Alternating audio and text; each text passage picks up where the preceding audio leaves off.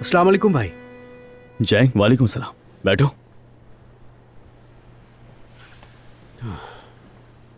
आपके बताए हुए इंजीनियर्स के लिए इब्तदाई जांच की है, सीवी मेल कर दी है आपको।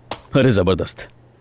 जब काम यहाँ मुंतकिल करूँगा तो नए प्रोग्रामर्स की ज़रूरत होगी और हमें एक यूएक्स यूआई डिज़ाइन में महारत रखने वाले की भी ज़रूरत है।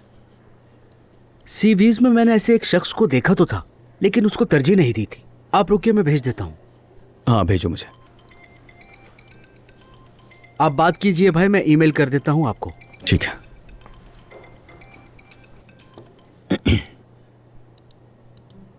अस्सलाम वालेकुम यास्मीन। वालेकुम अस्सलाम। उमर, कैसे हो? मैं ठीक हूँ, तुम सुनाओ।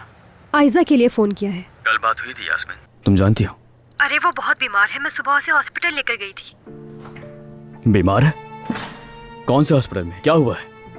जुकाम है, बुखार है, बहुत बुरा हाल है बेचारी का।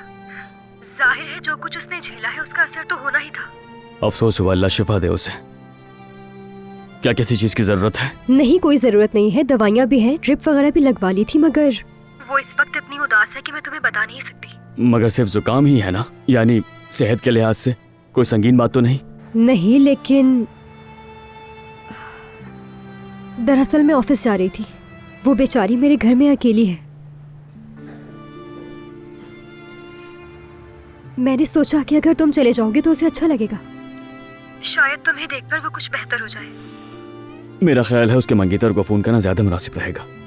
उसे फ़ोन करना ज़रूरी नहीं था, इसीलिए तुम्हें फ़ोन किया मैंने। मैं इसे दुरुस्त नहीं समझता यास्मीन। ठीक है, माजरत, बहुत वक्त ले लिया मैंने तुम्हारा। मुझे तुम्हें कॉल करनी ही नहीं चाहिए थी। खुदा हाफिज।